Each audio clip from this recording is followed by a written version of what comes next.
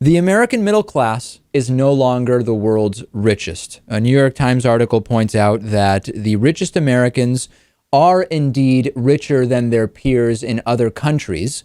However, as the New York Times analysis shows us, lower and middle income citizens of the United States are earning less and less in relation to their peers in other advanced countries. After tax middle class incomes in Canada, which were substantially behind American middle class after tax incomes in 2000, now appear to be higher than in the United States. The poor in much of Europe earn more than the poor in the United States. The numbers are based on surveys conducted over the last 35 years. They offer some of the most detailed publicly available comparisons for different income groups in different countries over time. They suggest that most American families are paying a very steep price for high and continually rising income inequality. When you look at if you look at economic growth in the United States, economic growth overall in the U.S. is keeping up with that in other countries. However, we have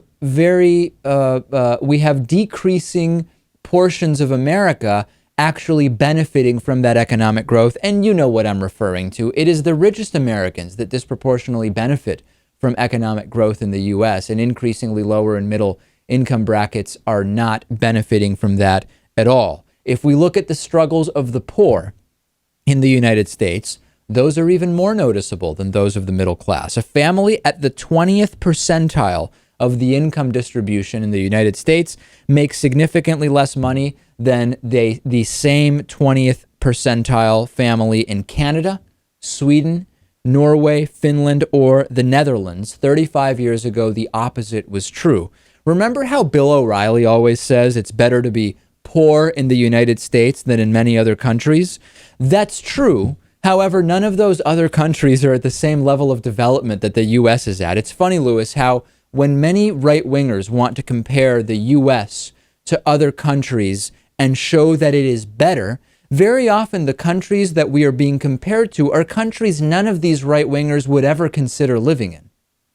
Exactly. It's when it all has to do with that manipulation of data and facts in their favor. And of course, if you compare us to Ethiopia or any number of Laos, whatever, any number of poor countries, of course, things are going to look incredible over here.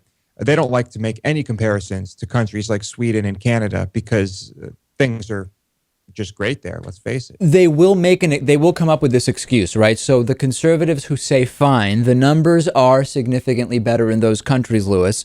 The reason why we're struggling with this here in the U.S.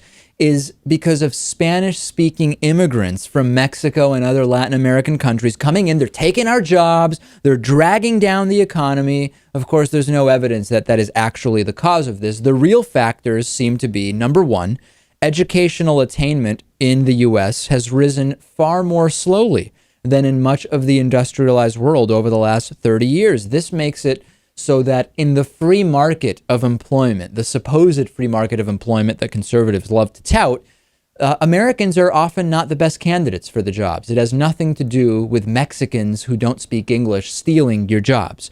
Secondly, companies in the U.S. are distributing a far smaller share of their profit to the middle class and the poor. They disproportionately distribute profits to executives. This happens through bonuses, but this also happens through ownership of stock, right? Dividends are paid out and stock ownership is disproportionately held by the richest Americans. Also, governments in Canada and Western Europe take far more aggressive steps to raise the take-home pay of low and middle income households by redistributing some income. And of course, look at the situation with health insurance in many of these countries, which is not making employees make decisions about jobs solely based on not losing their health insurance. Inequality.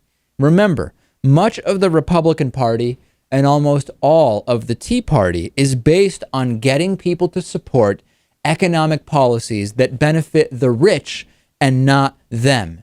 And this is a huge part of the decline of the middle class in the United States.